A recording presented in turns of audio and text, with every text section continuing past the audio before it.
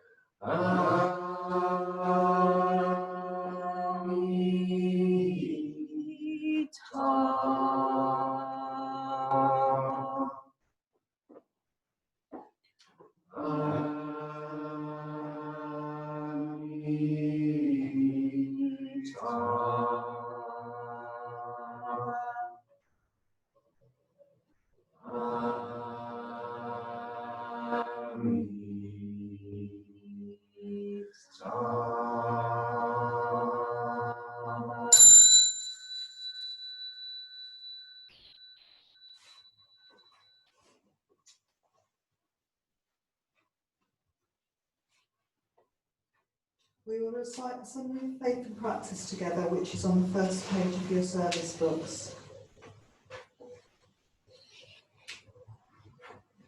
Summary of Faith and Practice. For those having a karmic affinity with Amitabha Buddha, wishing to practice a religious life in truly simple faith, freeing themselves of sophistication and attachment to all forms of cleverness, the method of opening oneself to Amitabha's grace is the practice of the Yen-Faith with body, speech and mind, particularly verbal recitation of Nama Amida Butsu. This is not something done as a form of meditation, nor is it based on study, understanding and wisdom, or the revelation of deep meaning. Deep meaning is indeed there, for the Nembutsu is the window through which the whole universe of Buddha's teaching can be perceived in all its depth. But none of this is either necessary or even helpful to success in the practice. Rather, such study cultivates secondary faculties to be held separate from the mind of practice itself. The primary practice requires only one essential. Realize that you are a totally foolish being who understands nothing, but who can with complete trust recite Namo Amida Butsu. Know that this will generate rebirth in the Pure Land, without even knowing what rebirth in the Pure Land truly is. This is the practice for ignorant beings, and ignorance is essential for its accomplishment. This practice automatically encompasses the three minds, and the mind of contrition as a fourth. To pursue something more profound or more sophisticated, or to have a theory, or to think that understanding will yield greater enlightenment than this, is to be misled, and to fall back into self-power, whereby the whole practice is spoiled. However wise, learned, or skilled you may be, Set it aside and be the foolish being, completely in the performance of the practice. Nothing else is required, and anything else is too much. Faith and practice cannot be differentiated. The Buddha body is delineated by the precepts. How deficient we are by comparison. By our daily difficulty in the perceptual life, we awaken to the presence of the myriad karmic obstacles, without which we would already perceive the land of love and bliss. We would be as the vow body of Buddha. Thus we know in experience that we are foolish beings of wayward passion.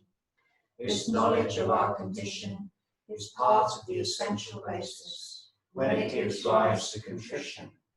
Thus all obstacles become impediments to faith, unless they experience contrition and letting go. Saving grace, as was made clear by Shandao's dream and advice the Tao showed, only comes through the Sanghemon.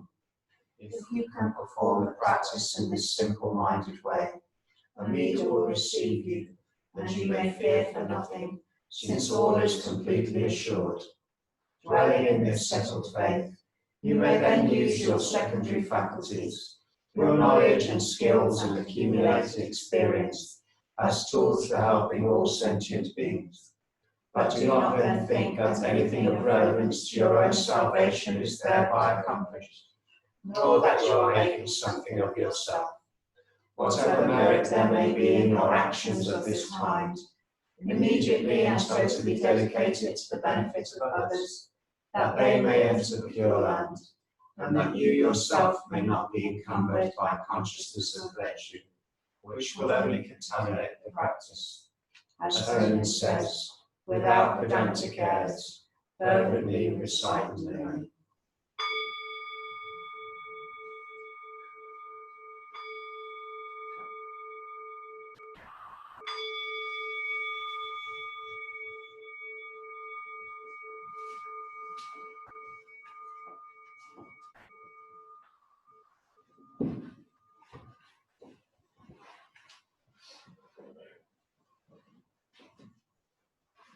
Welcome inside the physical room today. We have Fee and Jame and Brian and David and Caspar.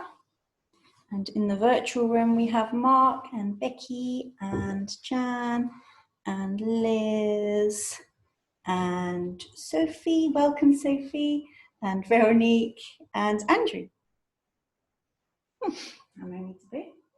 I don't think we've quite got enough chairs here, so it's just as well some of you are in the Zoom room. So a special welcome if this is your first service today. I haven't given you any instruction or idea of what we're doing, so I'm glad you're still here. This is the bit where I give a Dharma talk. And I had the idea that my Dharma talk would appear when I read Summary of Faith and Practice. Summary of Faith and Practice is our foundational text, our core text, which Dharma Vidya, our Buddhist teacher, wrote as kind of inspired by a text that Honen wrote just before he died, which was intended to sum up the whole of Pure Land Buddhism in as short a time as possible. So Dharma Vidya's version is a bit longer, but there's something about the text that every time you read it, every time I read it, something new emerges. And one of our colleagues and friends, Rich Ollier, has recently completed his PhD based on what we just read. So he spent many years interviewing people about it and researching, and I can't wait to read it. But that gives you an idea of how deeply it can be unpacked. So I'm not going to talk about the whole of it. I just wanted to pull out the phrase, the Nembutsu is a window through which the whole universe of Buddha's teaching can be perceived in all its depth. So Nembutsu is our core practice as Pure Land Buddhists. We very simply say the name of the Buddha And in saying the name of the Buddha, we are taking refuge in the Buddha's qualities, the Buddha's essence. We're allowing the Buddha's influence to enter into us. And we say the Nembutsu by saying Namo Amida Bu, which you'll hear a lot. We also say Amitabha, which is the name of the Buddha, which we chanted as we walked around. Whatever language we use, whatever words we use, we are calling out as small, vulnerable, foolish beings to the infinite wisdom, patience, and care of Amitabha Buddha. And so what does this mean? The universe of the Buddha's teachings. What is that, and how does the Nembutsu show us what it is?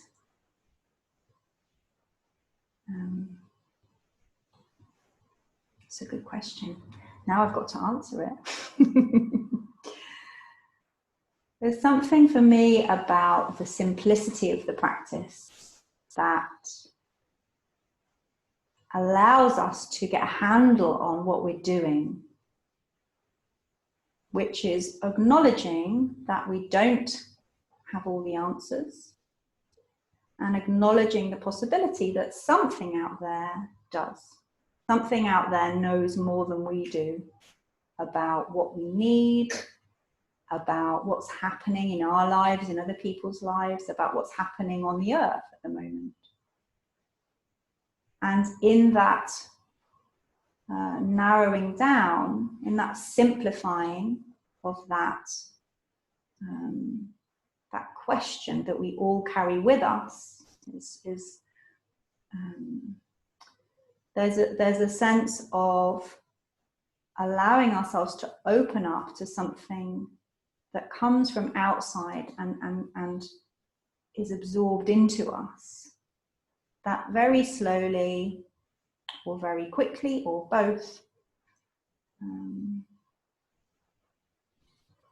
lets us relax.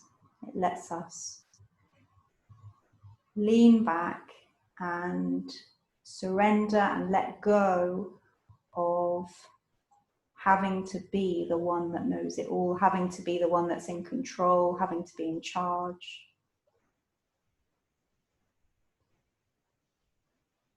And in that interaction, in that relationship that develops, everything else that happens can be seen through that lens. That there is more going on than we know, and that we can trust it. That experience of trust, when we first practice, we might just have to trust our teacher because we don't trust it, and our experience is that we haven't been able to trust it. But through relationship with someone who does trust it, we begin to experiment in just leaning in a little bit and seeing what happens. And there's something for me that's really cumulative about that. There's something that builds up over time, and that we have an experience over and over of trusting something bigger than us and being held. And there's also something that can be very sudden. So it may be that we have an experience of being held or receiving something from outside that feels like it changes everything.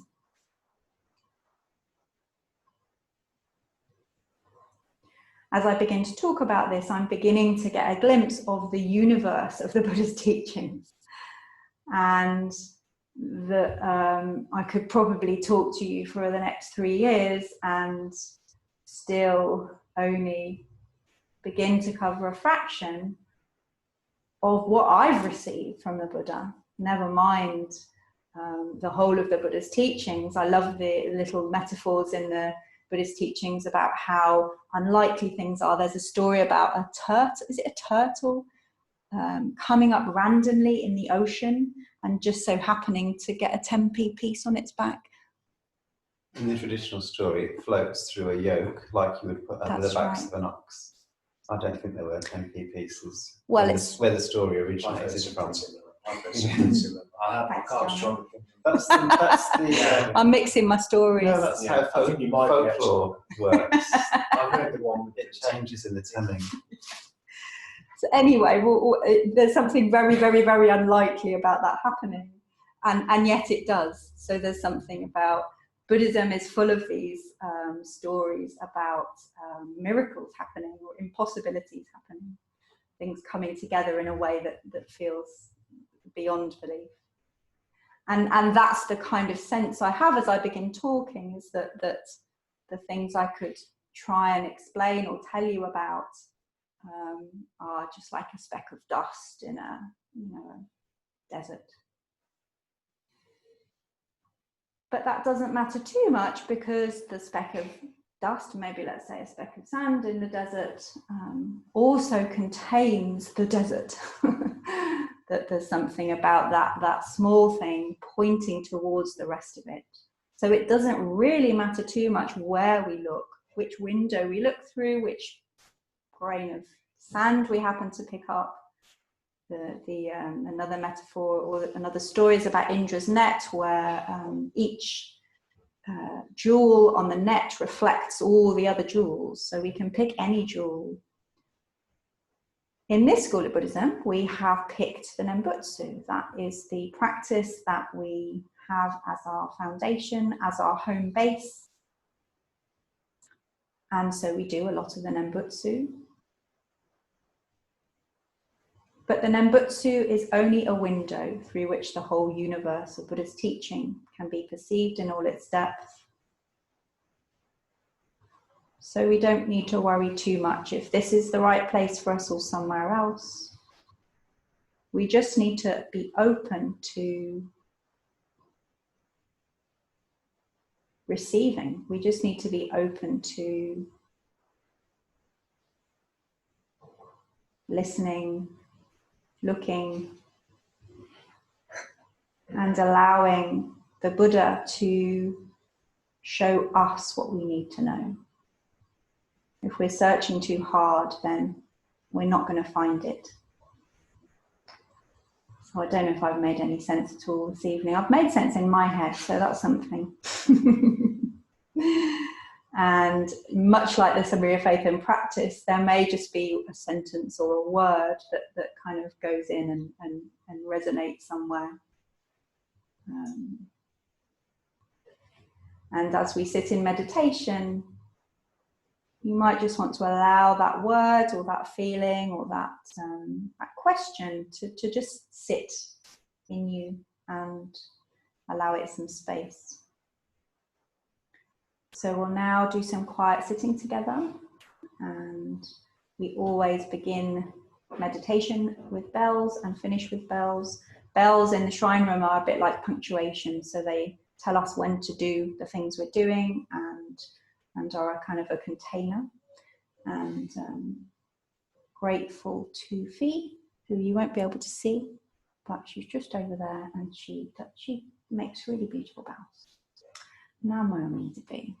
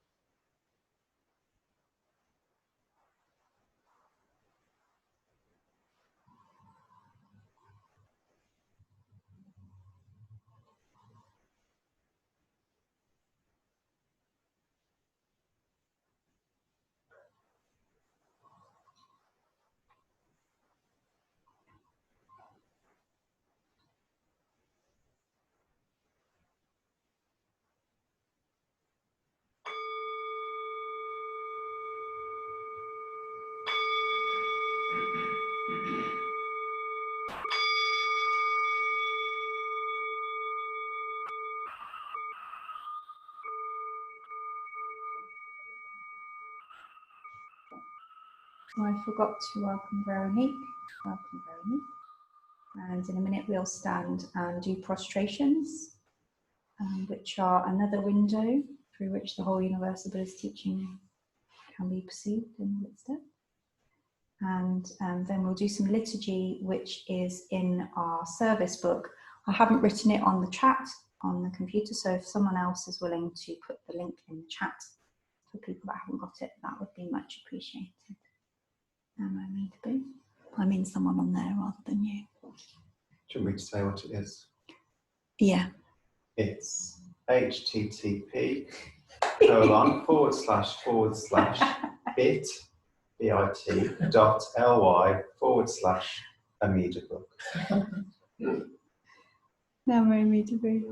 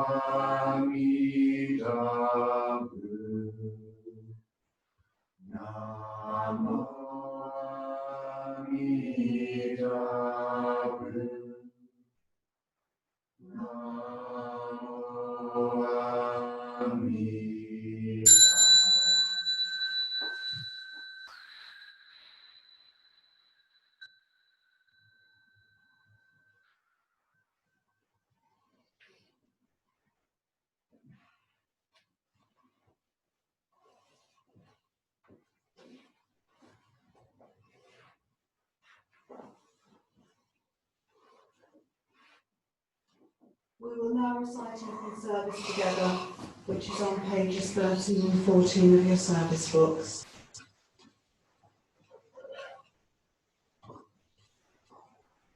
With Body, speech, and mind, humbly I prostrate, and make offerings both set out and imagined. I confess my wrong deeds from all time, and rejoice in the virtues of all. Please stay until samsara ceaseth, and turn the wheel of Dharma for us. I dedicate all virtues to great enlightenment. The ground sprinkled with perfume and spread with flowers, the great mountain for land, sun and wind, seen as a Buddha land and offered thus. May all beings enjoy such pure lands. Idam Guru Ratna Mandala Kamyatayami. By the grace that I receive through Amitabha's vows, may I be moved to deeds for the benefit of all. By the grace that I receive through Amitabha's vows, may I be moved to deeds for the benefit of all. By the grace that I receive through Amitabha's vows, may I be moved to deeds for the benefit of all. The purpose of our practice is to be a pure container, wherein the common passions mature as higher wisdom. The preliminary outlook comes with bowing and contrition, facing up to my obstructions and seizing life's first essence. Devotion to my teacher ends my smugness and dejection. Held by his compassion, I will find a straight direction. By refuge, vows, and precepts, recitation of the sutras, I grow through every challenge in bodhisattva aspiration. Cooperation in a sangha brings so many joys and freedoms. Through gentle words and gestures comes collective transformation. Settled faith and inner cleansing brings us home to life's great meaning. In the four divine abidings, Buddha's light is always with us. Multitudes are disconcerted by impermanence and difference. With Dharma as true refuge, we dwell within the pure land. Now gratitude is overflowing, going forth, returning richly. I offer gifts of Dharma, Buddha's path is bestowing.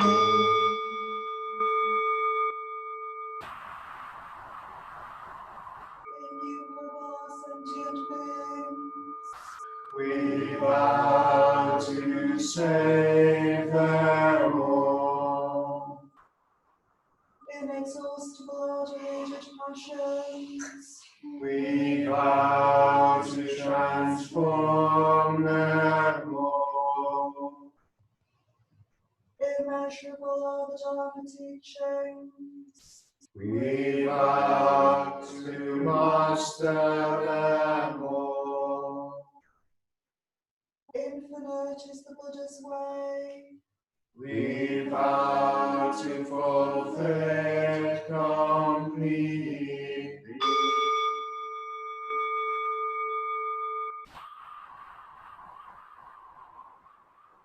invocation of the Kalanatha, mandala. Let us so be engulfed within its praises evermore, that by our own wills and vigilance may we our fetters cast away. May we within the temple of our own hearts dwell, amidst the myriad mountains. Hail, hail, hail. Invocation of Mahakala. Let us be engulfed within the mandala of the Sangha of Buddha. Hail, hail. The arrow of emptiness. Hail, hail. Invocation of Vairocana Buddha. Hail, the beneficent mystic, the treasure. Hail, hail. The golden bell rings but once.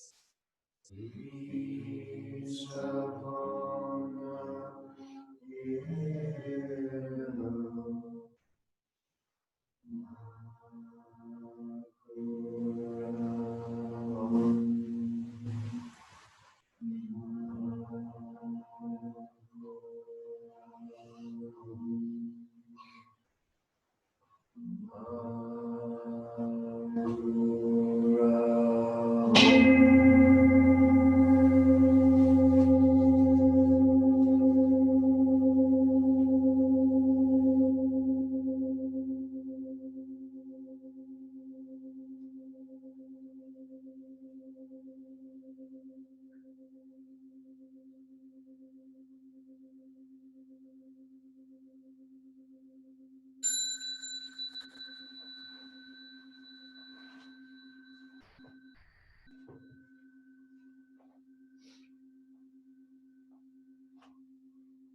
Now we finish by bowing to each other.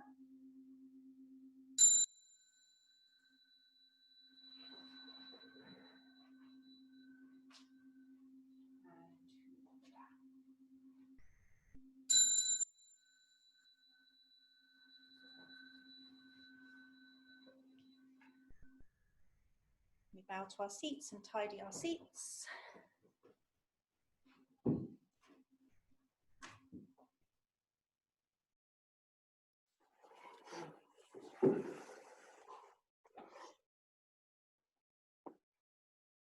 Namo Tassa.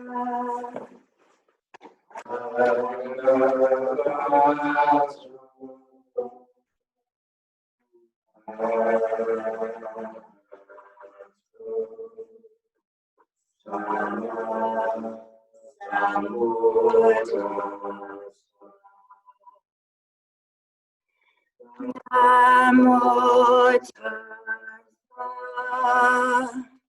Bhagavato